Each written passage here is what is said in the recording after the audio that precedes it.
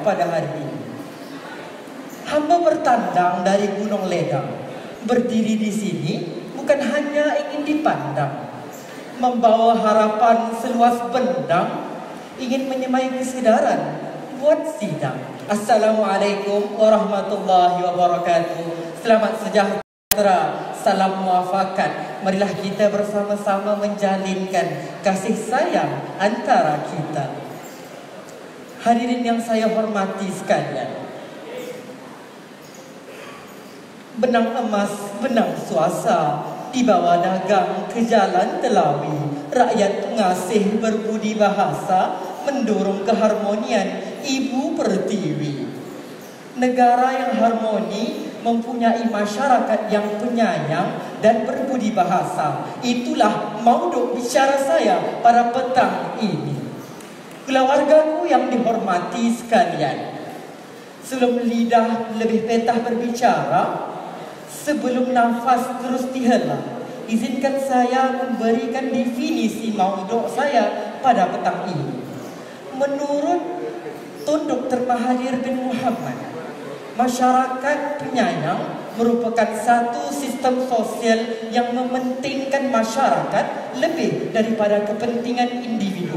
Dalam kata yang lain, masyarakat penyayang dapat diartikan sebagai masyarakat yang hidup bermuafakat dengan anggota-anggota yang mesra dan bertimbang rasa.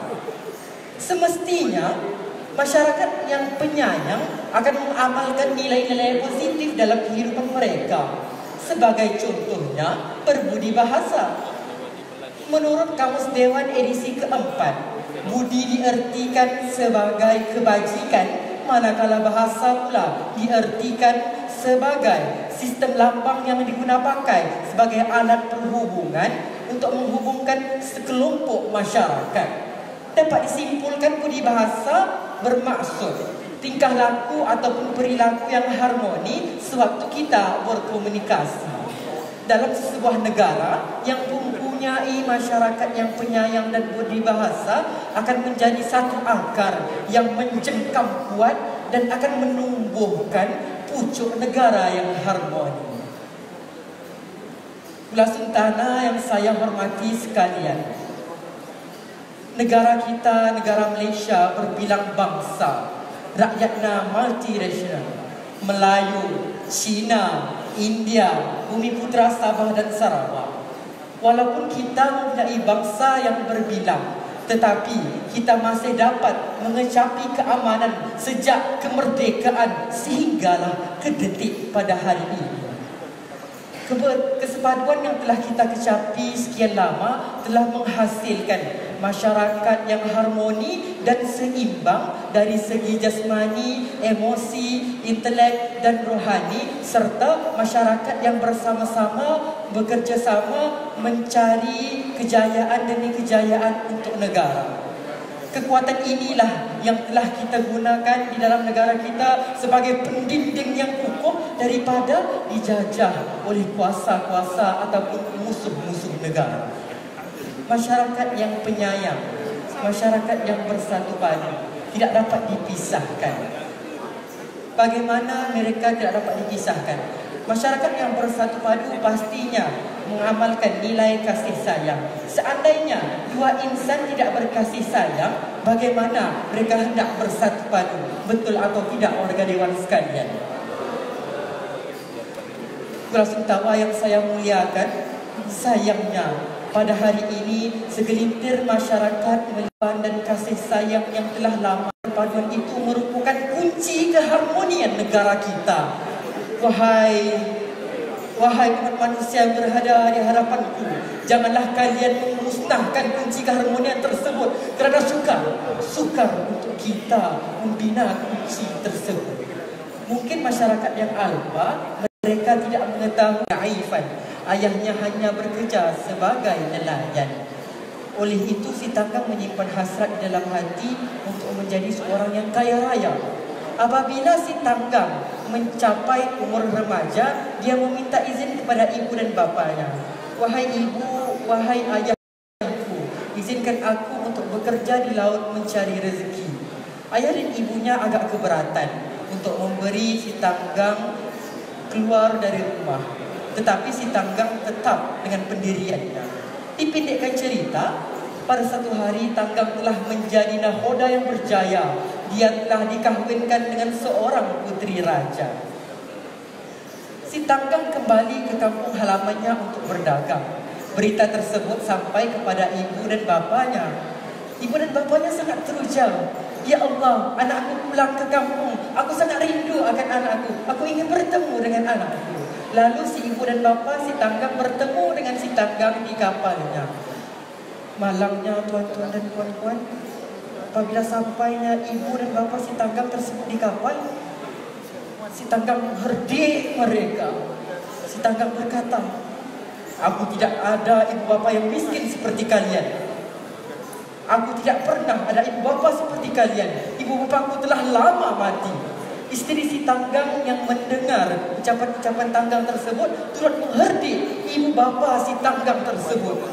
Luluh tuan-tuan, luluh hati si ibu yang membesarkan anak dengan penuh kasih sayang. Akhirnya ibu buat sebegitu. Si ibu dan si ayah pulang dengan hati yang kecewa. Si ibu menadah tangan memohon kepada Tuhan, wahai Tuhan, kurniakanlah karma kepada anakku. Dia tidak bersyukur terhadap nikmat yang Engkau berikan. Secara tidak langsung, awan hitam datang menyerubugi kapal si Tanggang. Guruh sabung menyambung. Si Tanggang, anak-anak kapalnya dan seluruh kapalnya berubah menjadi batu. Itulah kekuatan kasih sayang tuan-tuan. Tetapi segelintir masyarakat pada hari ini lebih teruk daripada si Tanggang tuan-tuan. Mereka membunuh anak-anak yang baru lahir. Saya memetik akhbar harian Metro bertarikh 25 Jun 2018 tuan-tuan. Seorang perempuan menemui seorang bayi yang diletakkan di sebalik gumpalan tudung yang diletakkan di tepi jalan. Bayi tersebut masih hidup, lambai-lambaikan tangannya. Semalam, satu peristiwa lagi, seorang bayi perempuan yang masih bertali pusat diletakkan di dalam beg plastik dan disangkut di semen sisi kereta. Apa aku tuan-tuan? Ini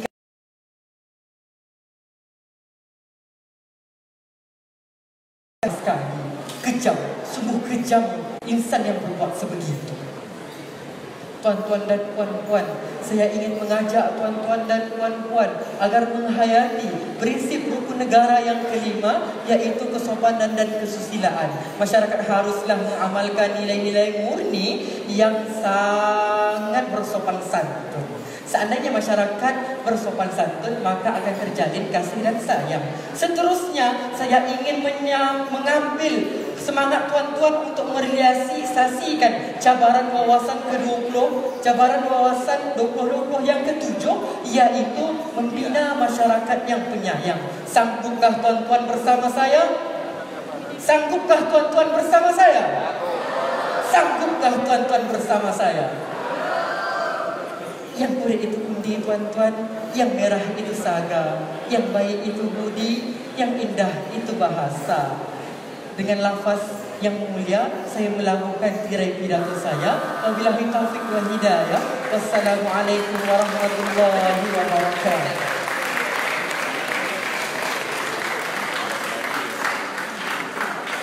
Assalamualaikum warahmatullahi wabarakatuh. Saudara Muhammad Daniel Muklis. Saya Tuan.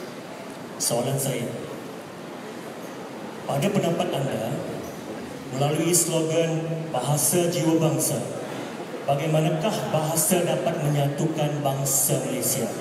Saya ulang, melalui slogan Bahasa Jiwa Bangsa, bagaimanakah bahasa dapat menyatukan bangsa Malaysia? Terima kasih Tuan. Hadirin hadirat yang saya sayangi sekalian, bahasa jiwa bangsa. Apa maksud bahasa? Bahasa merupakan satu alat yang digunakan untuk kita berhubung sesama manusia. Jiwa, apa maksud jiwa? Jiwa bermaksud satu semangat yang terdapat di dalam diri kita yang sekiranya kita semai, jiwa tersebut akan menjadi besar dan menjadi satu semangat untuk kita. Apa maksud bangsa? Bangsa bermaksud etnik atau keturunan seseorang.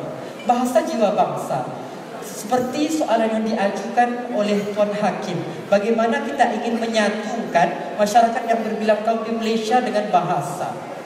Tuan-tuan, saya ingin menyatakan satu soalan kepada tuan-tuan. Apakah beza bahasa Malaysia dengan bahasa Melayu? Ada yang tahu?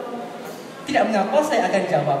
Bahasa Malaysia merupakan bahasa yang digunakan oleh keseluruhan rakyat Malaysia. Tetapi bahasa Melayu, bahasa yang khusus digunakan oleh masyarakat Melayu. Kerajaan kita telah menggalakkan rakyat Malaysia agar menggunakan bahasa Malaysia, bahasa yang telah dijadikan bahasa kebangsaan kita. Kita perlu bertutur dalam bahasa Malaysia ataupun bahasa Melayu sewaktu kita berkomunikasi dengan masyarakat-masyarakat yang berbilang kaum di Malaysia. Contohnya, masyarakat Melayu bercakap dengan bangsa India. Apabila masyarakat Melayu pergi ke kedai India, Mama tarik satu, Mama tu akan faham. Dia tidak perlu bercakap bahasa India ataupun bahasa Hindu. Mama tersebut faham. Itu yang dinamakan sebagai bahasa kebangsaan. Saya berikan contoh yang kedua. Apabila kita pergi ke pasar raya, kita akan melihat orang-orang tua berjumpa. Mereka bukan dari bangsa yang sama. Mereka bukan dari keturunan yang sama. Tapi bila kita dengar dengan teliti. Bahasa apa yang mereka gunakan untuk berbicara, untuk berkomunikasi, itulah bahasa kebangsaan, kebanggaan kita. Sekian, terima kasih warga Dewan sekalian. Terima kasih. Majlis merakamkan ribuan terima kasih kepada Muhammad Daniel Muqlid bin Saleh mewakili daerah Tangkap.